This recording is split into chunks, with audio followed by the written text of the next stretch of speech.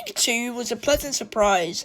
It did everything I wanted from the franchise, and somehow did more. Sonic 2 was incredible, man. I really enjoyed Sonic 2, which, look, when, all the way back in 2020, when they released the bad design of Sonic, I was like, right, this franchise, it's probably not going to make any money. They're delaying the film, they're going to redesign Sonic, and yeah, it's probably going to be, it's a dead franchise. They're flogging a dead horse. However, to my pleasant surprise, it's one of the best video game movie franchises now, ever. Let's talk about the actual film, Sonic 2. What did I like about Sonic 2? I like Knuckles, alright? Knuckles, to me, was the standout here, because he is one of the new characters that was introduced in Sonic 2. I liked Knuckles more than Tails, and I'll get into why, but Knuckles for me was really fun, right? He was just fun, and that's all I kind of want from these films. They're not like Avengers level films. I'm not expecting them to be. All I want is some fun from these films, and that's what I get, and that's what I get with Knuckles. Knuckles is probably my favourite out of the three, just because, he's cool. And Idris Elba, you know what I like about Idris Elba? He puts on a voice, or he tries to put on a voice. He doesn't just do his normal voice like celebrities do. He's trying to put in the work. He's trying to make himself sound cool and menacing and different. And I respect the guy for trying to do that. And ultimately, it gives Knuckles a nice taste of voice and taste of character. Knuckles isn't as stupid as he's perceived, or as he's been perceived in recent times. I know in recent times Knuckles has been portrayed as quite a dumb character and quite a dumb person. But in this, he's very menacing, and you feel threatened by him, but yet he's dumb in the sense of innocent. He doesn't know what ice cream is. He doesn't know fun. He doesn't know all these things. And that's where his comedy comes from. Not from being, a daft idiot. Tails. Now, look, I love Tails, right? I love all of these people. But in the games, I really love Sonic. And in the games, I really love Tails. However, I feel like Tails should have been introduced in Sonic 3.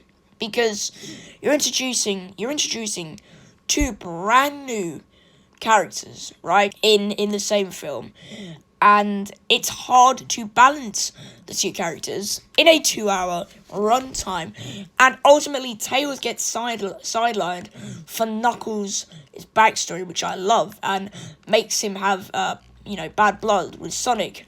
And there's a lot of pain there. And that friendship, for me, was more heartwarming there, because Sonic and Knuckles learn to forgive and move on from their ancestors' mistakes. Whereas with Tails, we get told he looks up to Sonic, he has been stalking Sonic, and he got bullied for his two tails. But we never actually see that, and that's all they say in the film. Right, with Knuckles' backstory, we get flashbacks and everything, so we can connect with him. With Tails, we get nothing. And so, when Tails gets injured, I do feel for the poor lad. I feel more for Sonic, but Tails just didn't have that emotional impact. I didn't really care if Tails died or not. So that to me was very sad, because I cared if Knuckles died, but I cared if Tails died, but I didn't care as much. There were also scenes in Sonic 2 that could have been cut. For instance, maybe parts of the wedding with Rachel and her fiance. He didn't need to be a secret agent, and that whole scene where she's talking to the boss, that could have been cut. Also, where they do the dance party, that could have been cut as well. I feel like Sonic should have got Tails to recognise that he was special in a different way, because it's basically just an ad for Uptown Funk.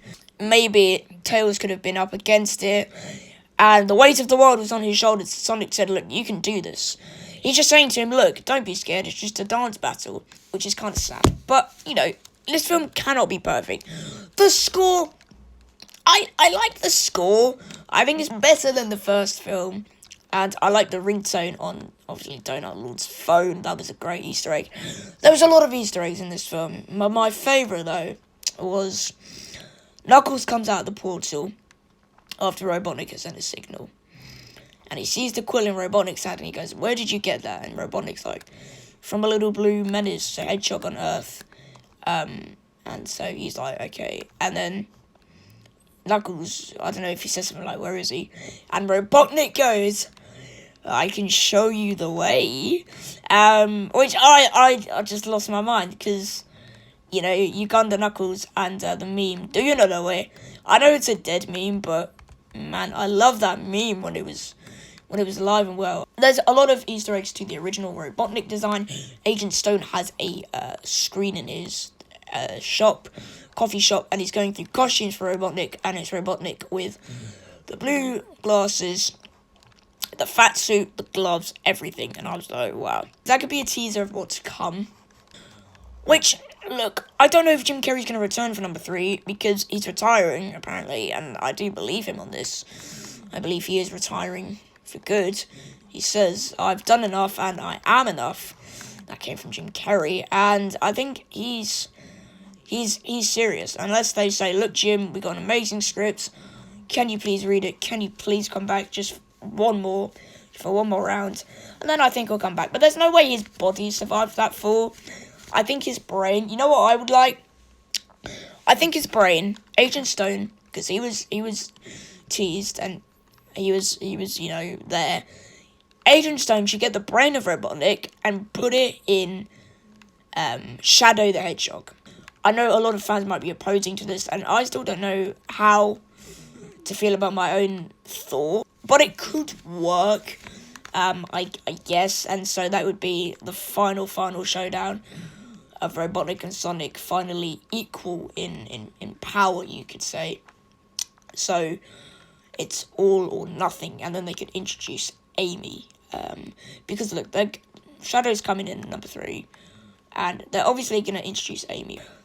I liked everything about this film, except for its kind of pacing and its distreatment of Tails. Robotnik, like, Jim Carrey was amazing. I just wish we got more Robotnik. The censor was definitely on Knuckles. Like, it was Sonic and Knuckles' movie. But you got Super Sonic at the end, and I just freaked out. I was over the moon. I was geeking, bro. I was geeking out, and I was like, "Oh my god, it's Super Sonic! Oh my god!"